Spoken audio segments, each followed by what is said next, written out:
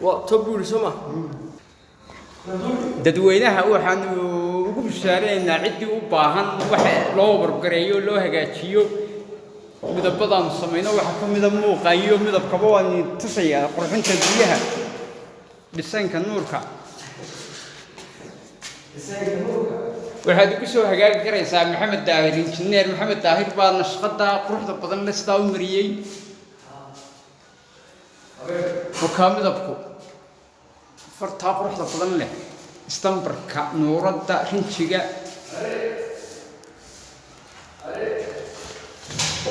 مع